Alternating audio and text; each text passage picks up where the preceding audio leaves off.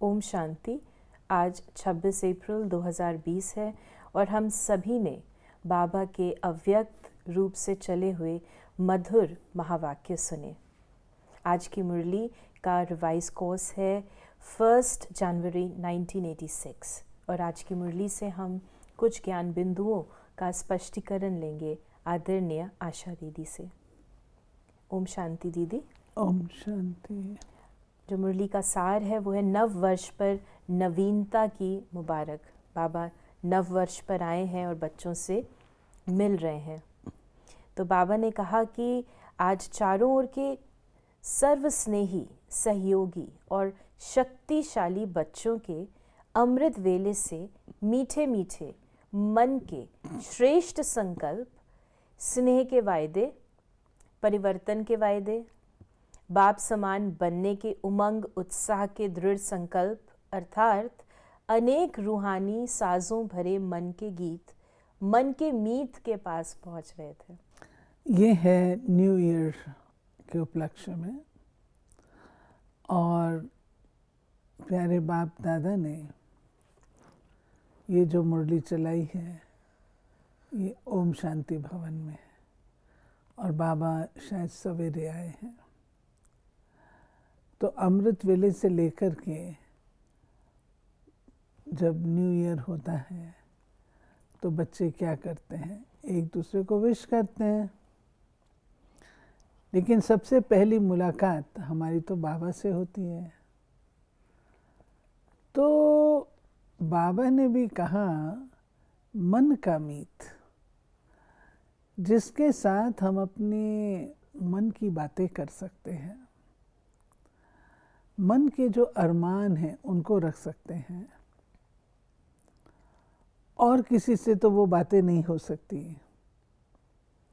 तो बाबा ने कहा ये मन के मीत से आपने भिन्न भिन्न साज के द्वारा, भिन्न भिन्न साज अर्थात भिन्न भिन्न बातें हैं, वायदे हैं अपने पुरुषार्थ के, परिवर्तन के वायदे हैं, रूहानी साजों भरे मन के गीत निभाने के वायदे हैं, कई प्रकार की बातें जो जिस बच्चे के अंदर होगा कि मैंने ये करना। वो बच्चे ने बाबा के साथ बात की फ्रेंड के नाते से, मन की फ्रेंड के नाते से। तो बाबा तो सबका फ्रेंड है।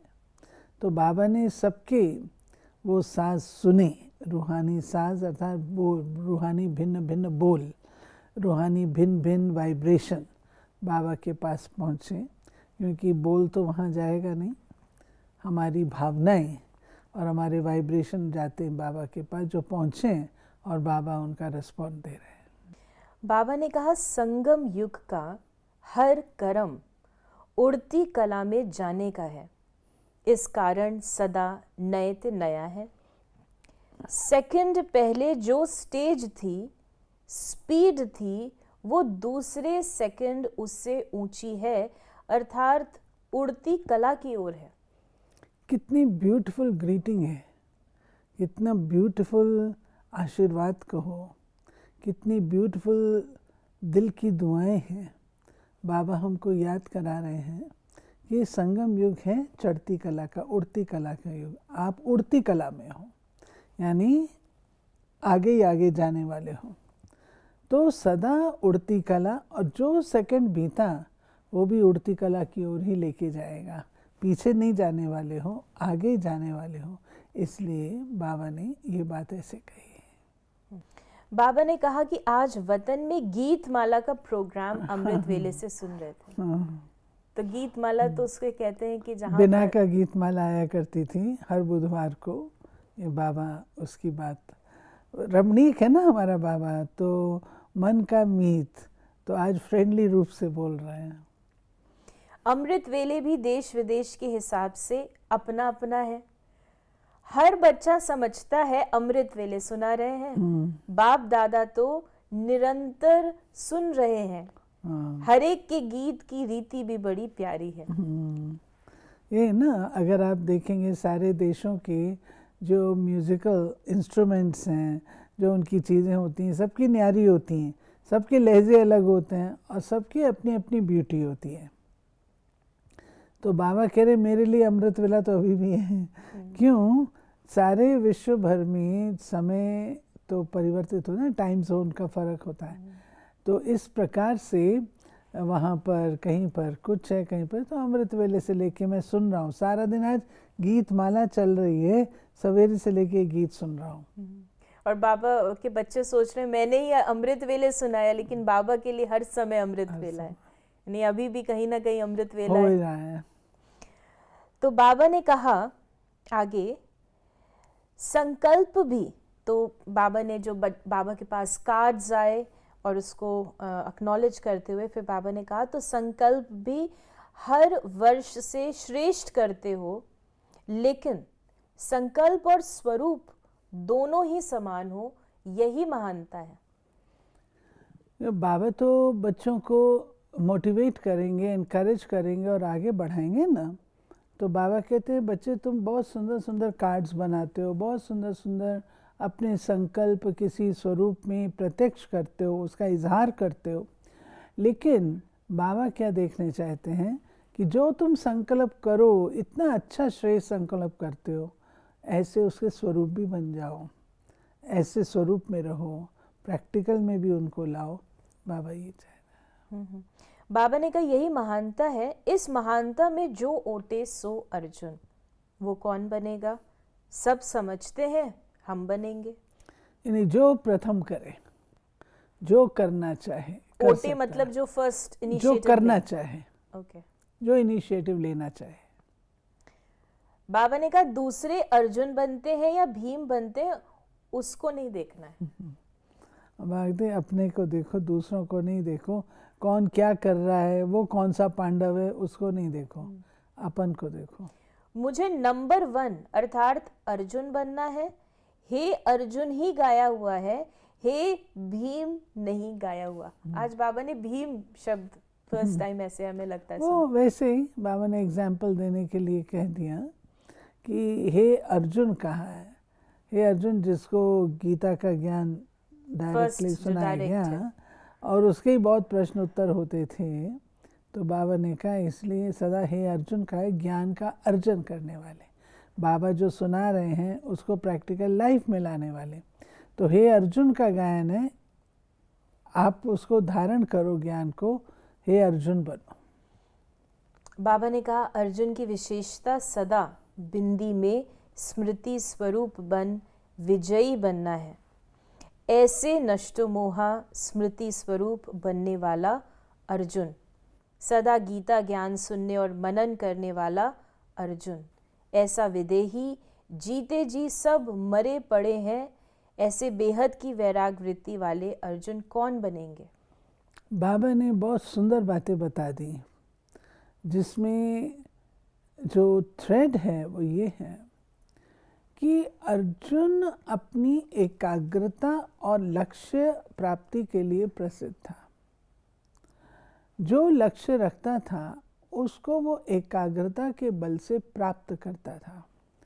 तो जो नष्टो मोह स्मृति स्वरूप की बात बाबा ने कही है, बिंदी समझ करके बिंदी को याद करता था, नष्टो मोह रहा और बेहद का वैराग रखा। उसने अपने लक्ष्य को एक बार जान लिया कि मुझे वो प्राप्त करना है, नष्टो मोह बनना है, उसके लिए मुझे बेहद का ये वैराग भी चाहिए, मुझे बिंदी स्वरूप में बैठ कर के याद भी करना चाहिए, बिंदी स्वयं को मानना चाहिए। सब बातें जो बाबा ने कही, 3-4 बातें, ये सब बातों को एकाग्रता पूर्वक उसने पालन किया, तब वो अंत में नष्टो मोह बन सका।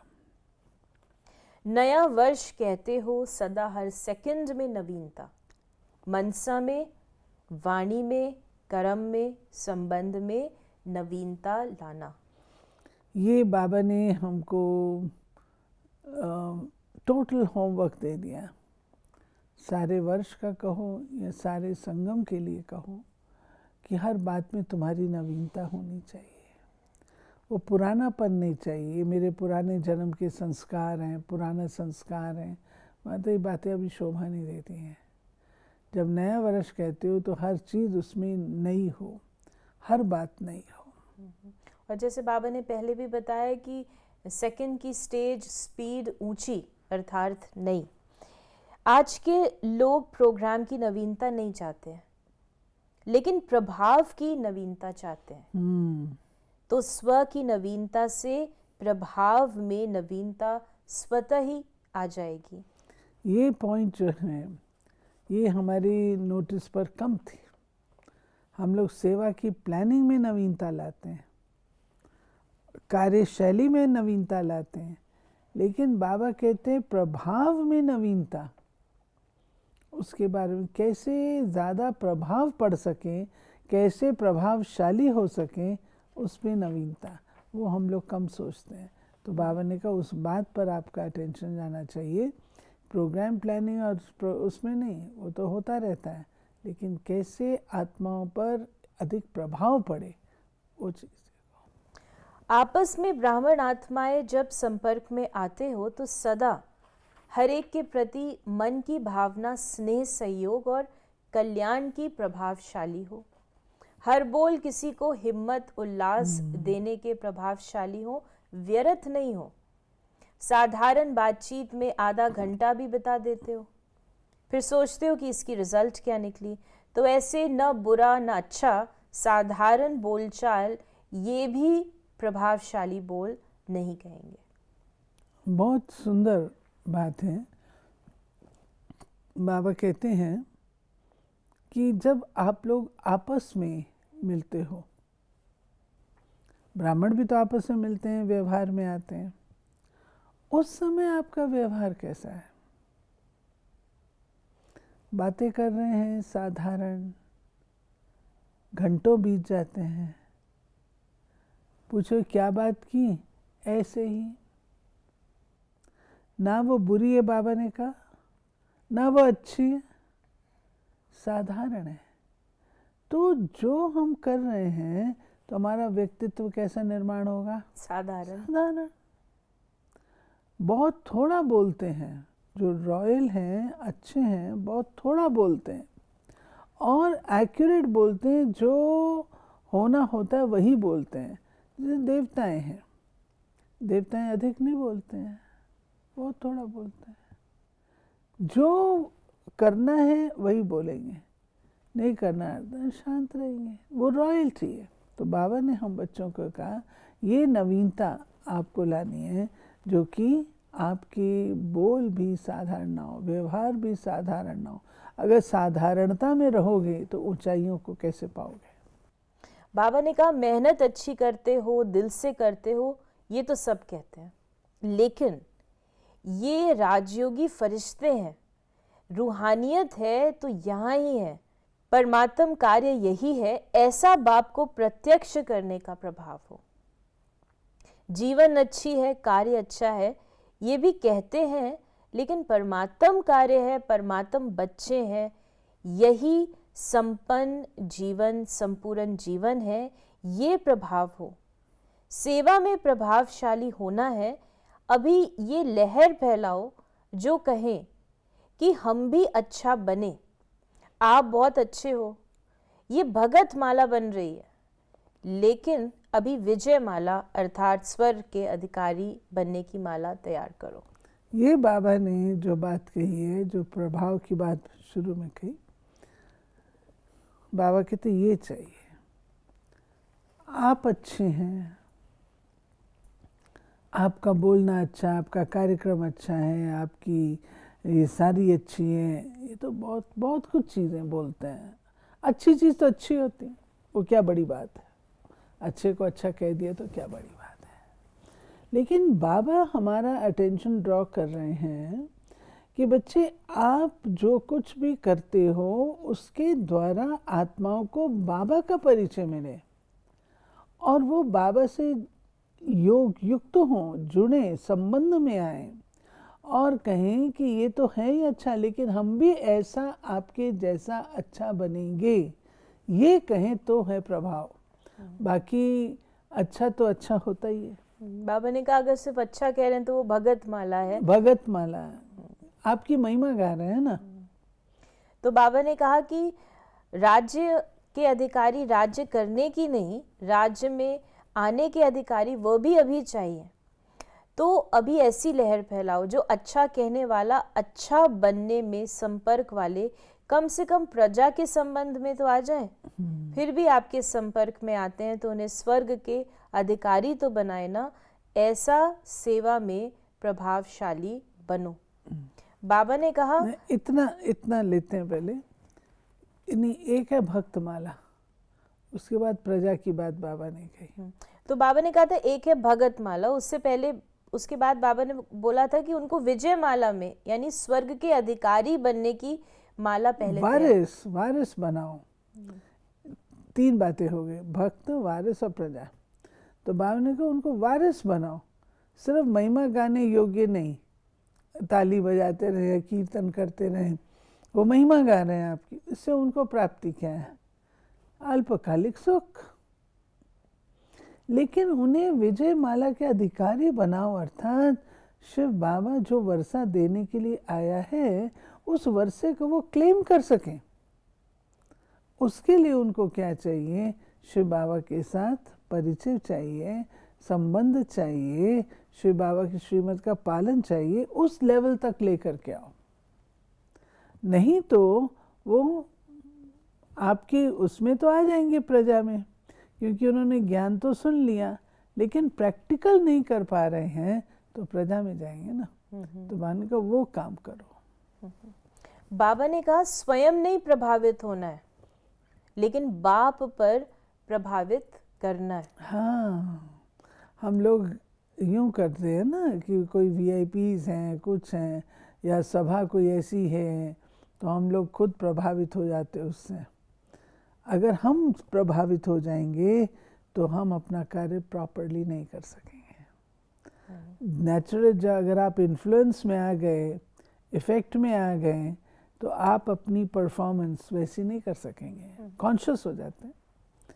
तो बाबा कहते हैं नहीं, अपने स्वमान को रखते हुए ध्यान पर उन आत्माओं को बाप पर प्रभावित करना है, यानी बाबा का परिचय मिले और पिता का परिचय उन्हें मिले। बाबा ने कहा कि जैसे भक्ति में कहते हो ना कि ये सब परमात्मा के रूप हैं, वो उल्टी भावना से कह देते हैं, लेकिन ज्ञान के प्रभाव से आप सबके रूप में बाप का अनुभव करें। जिसको भी देखें तो परमात्म स्वरूप की अनुभूति हो, तब नवयुग आएगा। ये बाबा ने कहा कि जिसको भी देखें उसमें परमात्म स्वरूप की अनुभूति हो, तब नवयुग आएगा। नेचुरल है कि अगर साधारण रूप में रहेंगे, जिससे बाबा ने कॉशन किया हमको बिगनिंग में, साधारण रूप में रहेंगे तो बाबा कहाँ से दिखाई देगा? ना हम दिखाई देंगे ना बाबा दिखाई देगा। लेकिन जितना जितना हम अपने स्वरूप में, स्मृति स्वरूप में रहते हैं, तो फिर बाबा हमारे मस्तक से, चाल चलन से दिखेगा और वो उसको समझ सकेंगे। फिर बाबा दादियों से मुलाकात करते हुए, शक्तिशाली संकल्प का सहयोग विशेष आज की आवश्यकता है। स्वयं का पुरुषार्थ अलग चीज़ है, लेकिन श्रेष्ठ संकल्प का सहयोग इसकी विशेष आवश्यकता है, और ये वर्तमान समय में भी एप्लीकेबल है, ज़रूरी है। बाबा ने कहा संकल्प तो सब करते हैं, लेकिन संकल्प में बल भरना वो आवश्यकता है। संकल्प में बल भरना क्या होता है? मैंने संकल्प किया कोई कार्यक्रम या कोई सेवा करनी है, अब संकल्प किया और साधारण रूप से जैसे रिवाजी तौर पर गुड विशेस भी दे दी, ये भी कर लिया, लेकिन क्या मैंने उसकी सफलता के लिए अपने संकल्प को इतना शक्तिशाली बनाया? इतना शक्तिशाली रूप से मैंने कंट्रीब्यूट किया? उस संकल्प में बल भरा या सिर्फ संकल्प ऐसे ही चला करके ख़त्म कर दिया? मैं हमारी शुभ भावनाएं आपके साथ हैं, दैट्स इट। लेकिन एक होता है हमारी शुभ भावनाएं आपके साथ हैं और हम उस पर थोड़ा अटेंशन दे करके उस कार्य को संपन्न भी करते हैं, तो बाबा वो चाहते हैं। बाबा ने जो सूर्य का एग्जाम्पल दिया कि सूर्य की शक्ति जमा कर कई कार्य सफल करते हैं ना, तो ये भी संकल्प की शक्ति इकट्ठी की हुई, उससे औरों को भी बल भर सकते हो, कार्य सफल कर सकते हो। वाणी के साथ साथ श्रेष्ठ संकल्प की सूक्ष्म शक्ति ज़्यादा कार्य करती है। जितना जो सूक्ष्म चीज़ है वो ज़्यादा सफलता दिखाती है। वाणी से संकल्प सूक्ष्म है ना, तो आज इसी की आवश्यकता है। ये संकल्प शक्ति बहुत सूक्ष्म है, जैसे इंजेक्शन के द्वारा ब्लड में शक्ति भर देते हैं, ऐसे संकल्प एक इंजेक्शन का काम करता है, जो अंदर वृत्ति में संकल्प द्वारा संकल्प में शक्ति आ जाती है। क्लियर है। फिर बाबा ने टीचर्स को कहा कि ये जो बाबा ने दादियों को काम दिया है ना, कि अभी आप लोग ऐसा करो, कि जैसे सूर्य का मिसाल दिया, आप बल देते हो, इकट्ठी करते हो एनर्जी, तो कहाँ यूज़ होती है। ऐसे अपने संकल्पों को इतना शक्तिशाली बनाओ, संकल्पों में इतना बल भरो जो कि कहाँ पर भी वो यूज़ हो सके। और अब ये हम सभी ब्राह्मण बच्चों के लिए ज़रूरी है, क्योंकि वो समय आ गया है। 86 में दादियों को कहा, लेकिन अभी हम सब के लिए 24 साल बीत गया। More than that, 34। बाबा ने टीचर्स को कहा कि जितना योग युक्त बनेंगे उतनी नवीनता टच होगी, ऐसा करना है और याद के बल से सफलता मिल जाएगी। तो आफ्टर 34 इयर्स हम उसको प्रत्यक्ष रूप में देख रहे हैं, प्रैक्टिकल में देख रहे हैं। फिर बाबा पार्टियों से मिले और बाबा ने कहा कि ख़जाने को स्मृति में लाने से खुशी होगी। जितना ख़जानों को स्मृति में रखेंगे उतना समर्थ बन जाएंगे, और जहाँ समर्थ है वहाँ व्यर्थ ख़त्म हो जाता है। व्यर्थ संकल्प, व्यर्थ समय, व्यर्थ बोल सब बदल जाता है। कल क्या थे, आज क्या बन गए। अभी पुराना संकल्प, पुराना संस्कार रहा तो नहीं है। और फिर बाबा ने हलचल में न आने का बताया कि भरपूर चीज़ कभी हलचल में नहीं आती है। संपन्न बनना अर्थात अचल बनना। तो अपने इस स्वरूप को सामने रख। हम खुशी के ख़जाने से भरपूर भंडार बन गए, और जहाँ खुशी है वहाँ सदा काल के लिए दुख दूर हो गए। नहीं, बाबा का रहस्य है कि हर तरीके से अपने आप को भरपूर रखो। भरपूर रखोगे तो कभी भी डोलायमान नहीं होंगे, और कोई भी प्रकार की हलचल आपका टाइम नहीं कंज्यूम करेगी। नहीं तो हलचल को भी टाइम तो देना पड़ता है ना, तो क्यों नहीं हम अपने आप को सदा भरपूर रखें। और फिर बाबा ने रूहानी गुलाब बन के रहने को, जहाँ पर अविनाशी खुशबू देने वाले, कहा। फिर बाबा ने कहा कि बाप को याद करना कभी मुश्किल होता ही नहीं है। जितना संबंध और स्नेह से याद करते हो उतना सहज अनुभव होता है। जहाँ संबंध है और जहाँ स्नेह है, सदा अपने ये वरदान याद रखना कि मैं हूँ ही सहज योगी। क्योंकि कई बार बच्चे कहते हैं कि हमारा योग नहीं लगता, बाबा की याद रहती नहीं। तो बाबा कह रहे हैं अपना वरदान याद रखो कि मैं हूँ ही सहज योगी। तो जैसी स्मृति होगी वैसी स्थिति स्वतः बन जाएगी। सहज योगी। आज का वरदान है, हर कर्म चरित्र के रूप में गायन योग्य बनाने वाले महान आत्मा भव। हर कर्म चरित्र के रूप में बनाने वाले महान आत्मा भव। महान आत्मा वह है जिसका हर संकल्प, हर कर्म महान हो। एक भी संकल्प साधारण व व्यर्थ न हो। कोई भी कर्म साधारण व बगैर अर्थ न हो। कर्मेंद्रियों द्वारा जो भी कर्म हो वो अर्थ सहित हो। समय भी महान कार्य में सफल होता रहे, तब हर चरित्र गायन योग्य होगा। महान आत्माओं का ही यादगार हर्षित मूर्त, आकर्षण मूर्त और अव्यक्त मूर्त के रूप में है। हर्षित मूर्त, आकर्षण मूर्त और अव्यक्त मूर्त के रूप में है। नहीं, बाबा का कहने का रहस्य है ये कर्म और चरित्र की जो बात है। एक सिंपल एग्जाम्पल से स्पष्ट करूँगी। ब्रह्मा बाबा के हम कर्म नहीं कहते हैं, चरित्र कहते हैं। चरित्र कहते हैं। क्यों? क्योंकि बाबा के हर कर्म से कुछ न कुछ विशेषता चरित्र दिखाई देता था, हर कर्म से। तो बाबा ने अपने आप को इस तरीके का बना लिया था पुरुषार्थ करके। पहले तो नहीं था ना, बाद में बनाया। तो ऐसे ही बाबा कहते हैं आप बच्चों के भी हर कर्म चरित्र के रूप से हो। तो चरित्र के रूप का पूजन होता है। जैसे श्री कृष्ण के एक एक चरित्र का, एक एक चीज़ का पूजन होता है, वो बाबा कहते हैं कि वर्तमान समय तुम्हारा वो स्वरूप जो 3 शब्द बाबा ने लास्ट में कहे, अव्यक्त मूर्त, हर्षित मूर्त, हाँ, आकर्षण मूर्त, ये चीज़ हो। आज का स्लोगन है मान की इच्छा छोड़ स्वमान में टिक जाओ तो मान परछाई के समान पीछे आएगा।